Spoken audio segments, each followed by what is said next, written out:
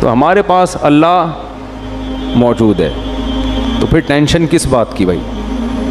بس ٹینشن یہ ہے کہ اللہ فوراً سنتا نہیں ہے، لوگ یہ کہتے ہیں ادھر مانگو ادھر جواب تو آتا نہیں ہے۔ میں نے جمعے کے بیان میں کہا تھا نا کہ مانگتے کچھ ہیں، جس کو مانگا تھا اس کے بچے ہم کو ماموں کہہ رہے ہیں۔ تو لوگ کہتے ہیں دعائیں قبول کہاں ہوتی ہیں؟ چلو جس کو مانگا تھا وہ نہیں ملی تو بھی ٹھیک ہے، دعا رد ہو گئی، وہ کسی اور کو مل گئی اور ٹینشن، اس کے بچے بھی ہو گئے، یہ اس سے بڑی ٹینشن، اور پھر اس سے بڑی ٹینشن اس کے بچے ہم کو کیا کہہ رہے ہیں؟ ماموں کہہ رہے ہیں۔ تو کہاں دعائیں قبول ہو رہی ہیں؟ سب الٹی ہو رہی ہیں۔ تو یہ وسوسے دماغ میں آتے ہیں، بھائی وہ نہیں ملی کوئی اور مل جائے گا، اللہ کچھ اور دے دے گا آپ کو، اس سے اچھا دے دے گا۔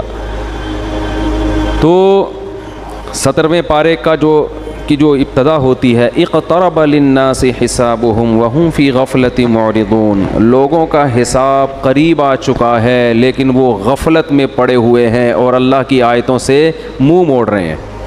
ہر شخص کی موت قریب در قریب ہوتی چلی جا رہی ہے، اور کہتے ہیں هل هذا الا بشر مثلکم، یہ جو محمد صلی اللہ علیہ وسلم باتیں کر رہے ہیں یہ تو ہماری طرح کے انسان ہیں، ہم ان کے کہنے سے اپنی زندگی کیوں چینج کر لیں بھائی؟ کتنی عجیب عجیب دعوے کیے ہیں نا جو پوری دنیا میں کوئی بھی نہیں مانتا، جو بھی آپ کو نہ ماننے والوں میں، کہ تم مر کے مٹی ہو کے ختم نہیں ہوتے، تم زندہ ہوگے، حساب و کتاب دینا ہے، تو یہ بہت بڑا دعویٰ ہے۔ تو اللہ فرماتے ہیں لوگ کہتے ہیں کہ یہ بشر ہیں تمہاری طرح کے، افتأتون السحر، اے لوگو تم اس جادوگر کی پیروی کرتے ہو، یعنی محمد صلی اللہ علیہ وسلم کو کیا کہتے تھے؟ جادوگر۔ وَأَنْتُمْ تُبْصِرُونَ، تم تو بصیرت رکھتے ہو، یہ تو کلام پڑھ پڑھ کے لوگوں کے دلوں پہ حکومت کر رہے ہیں، تو جادو ہے معاذ اللہ۔ اللہ فرماتے ہیں وَمَا أَرْسَلْنَا قَبْلَكَ إِلَّا رِجَالًا نُوحِي إِلَيْهِمْ، بھائی ہم نے جتنے پیغمبر بھیجے سارے مرد بھیجے ہیں، انسان بھیجے ہیں، آج تک کوئی پیغمبر ایسا نہیں ہے جو ہماری طرح کا انسان نہ ہو، کوئی اور مخلوق ہو، یہ پہلی دفعہ تھوڑی ہوا ہے۔ اس صورت میں اللہ نے توحید کو بہت زیادہ بیان کیا، اور ابراہیم علیہ السلام کا واقعہ بہت اہتمام سے بیان کیا اس صورت میں۔ پہلے میں ابراہیم علیہ السلام کا مختصر واقعہ بیان کرتا ہوں، پھر دوسرے پیغمبروں کا جو اللہ کے ساتھ معاملات ہوئے۔ وَلَقَدْ آتَيْنَا إِبْرَاهِيمَ رُشْدَهُ مِن قَبْلُ، ہم نے ابراہیم کو پہلے ہی سے ہدایت دی تھی۔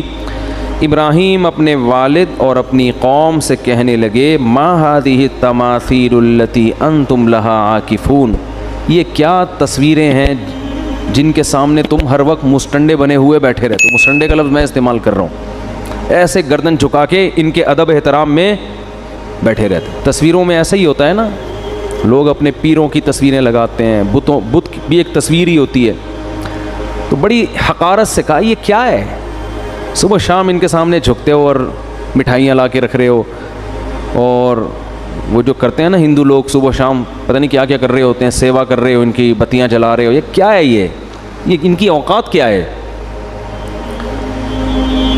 جب بھی کسی کے پاس کوئی بات کی دلیل نہیں ہوتی نا تو اس کو دلیل سے بات سمجھ میں نہیں آتی، آپ اس کی اس شے کی تحقیر کریں گے تو بات سمجھ میں آئے گی۔ جیسے میں عاملوں کے بارے میں کہتا ہوں، ابے یہ کیا ہے؟ یہ بیکار جاہل قسم کے لوگ ہیں، یہ پٹھان ہوٹل سے 2 پراٹھے تو لا نہیں سکتے، یہ سنگ دل محبوب تمہارے قدموں میں لا کے ڈالیں گے؟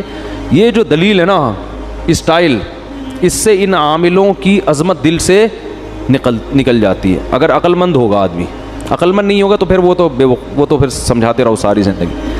ابے ان پرچیوں میں کیا رکھا ہوا ہے جو تم گلے میں کالے کالے پٹے لٹکا کے گھومتے ہو؟ کل ایک صاحب اچھے بھلے موٹے تازے ہٹے کٹے، ان کے گلے میں نے ایک تعویذ دیکھا، میں نے ان سے کہا یہی اسٹائل تھا میرا، یہ کیا لٹکایا ہوا ہے یار، کالا پٹا ہندوؤں کی طرح؟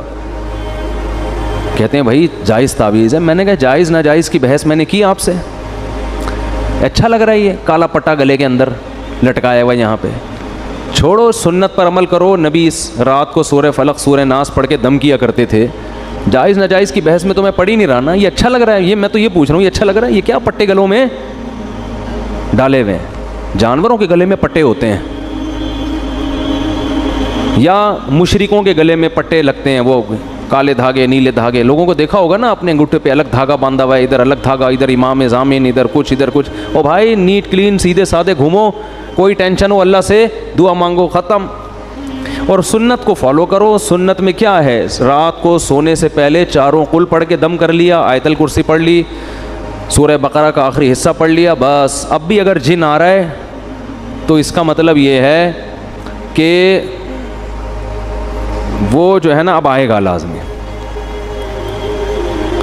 وہ جن نہیں ہے, وہ کوئی اور چیز ہے وہ جن, ٹھیک ہے نا. تو نہیں آئے گا جن چڑیل بھوت انشاءاللہ. یہ ان تعویذ گنڈے والوں کے زیادہ آتے ہیں جن چڑیل بھوت. تو میرا بھی یہی اسٹائل ہوتا ہے, کیا گلے میں جاہلوں کی طرح پٹے ڈال کے, وہ کہتا ہے کیا ناجائز ہے؟ وہ بھائی ناجائز کا فتویٰ میں نہیں دے رہا, لیکن یہ اچھا لگ رہا ہے آپ کے گلے میں تو چھوڑو, اس کو اٹھا کے پھینکو. ہمارے گلے میں دیکھا کبھی کوئی پٹا؟ اللہ کا شکر ہے ہمارے بچوں کے گلے میں کوئی پٹا نہیں ہے, کچھ بھی نہیں, آرام سے ہنسی خوشی الحمدللہ. اللہ زندگی دے رہا ہے, اللہ کرے ایسا ہی ہو. اور عاملوں کے خلاف اتنا بولنے کے باوجود آج تک کوئی عامل ایسا نہیں ہے کوئی جن چڑیل بھیج کے مجھے کوئی نقصان پہنچا سکے. ان کم بختوں کے پاس کچھ ہے ہی نہیں. یہ تو بزدل لوگوں کے لیے اللہ نے ان لوگوں کو پیدا کیا ہے. تو اس لیے یہ پٹے مٹے کالے نیلے پیلے فلیتے پلیتے دھاگے یہ چھوڑ دو, یہ سب چیزیں ہیں, ٹھیک ہے, کچھ نہیں رکھا ان چیزوں میں. اللہ پہ اعتماد اور توکل کرو.